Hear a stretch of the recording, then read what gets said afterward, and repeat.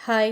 இன்னைக்கு காலையில எப்பவும் போல அவங்களோடவே 5 மணிக்கு எழுந்தேங்க. ஆனா என்னன்னு தெரியல, காலையில எழுந்துக்கும்போது எனக்கு கொஞ்சம் கேரா இருந்த மாதிரி இருந்தது. அவங்க சொன்னாங்க, "பரவால்ல போய் கொஞ்ச நேரம் படுத்துக்கோ, நான் வந்து எழுப்புறேன்" அப்படின்னு சொன்னாங்க. சரி அவங்க வரத்துக்குள்ளவே எழுந்துக்கலான்னு தான் நெனச்சேன். ஆனா உண்மையாவே முடியல. அவங்களே வாக்கிங் போயிட்டு வந்துட்டு எழுப்பும்போது மணி 6:15 ஆயிடுச்சு. அதுக்கப்புறம் நம்ம போயிட்டு ப்ரஷ் பண்ணிட்டு எல்லாம் ஃப்ரெஷ்அப் ஆயிட்டு வரத்துக்குள்ள டைம் ஆயிடுச்சுங்க.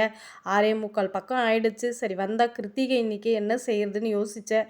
சரி சாப்பாடும் ப்ளைனாக சாம்பார் வச்சுட்டு வாழைக்காய் தாங்க பொரியல் பண்ணியிருந்தேன். அதாவது ஃப்ரை பண்ணியிருந்தேன். பிரேக்ஃபாஸ்ட் வந்து உப்புமா தாங்க செஞ்சிருந்தேன். ரொம்ப நாளாயிடுச்சு உப்புமா செஞ்சு. அவங்களே கேட்க ஆரம்பிச்சுட்டாங்க. மாவு நமக்கு கையில் இல்லைன்னா சட்டுன்னு எனக்கு ஞாபகம் வர ஒரு விஷயம் எதுன்னா உப்புமா தாங்க. அதை வந்து உடனே நான் செஞ்சுருவேன். அது சேமியா ரவை வந்து ஸ்டாக்லேயே வச்சுக்கிட்டே இருப்பேன் நான். ஈஸியாகவும் இருக்கும், சீக்கிரமாகவும் செஞ்சுருவோம் இல்லைங்களா? அதனால் அதுதாங்க நான் வந்து உப்புமா செஞ்சுட்டு அந்த சாம்பாரே வச்சுக்கிட்டு அவங்க சாப்பிட்டாங்க. அதுக்கெல்லாம் ஒன்றும் ஸ்பெஷலாக கேட்க மாட்டாங்க. சட்னிலாம் சாம்பாரே கொடுத்ததும் சாப்பிட்டாங்க.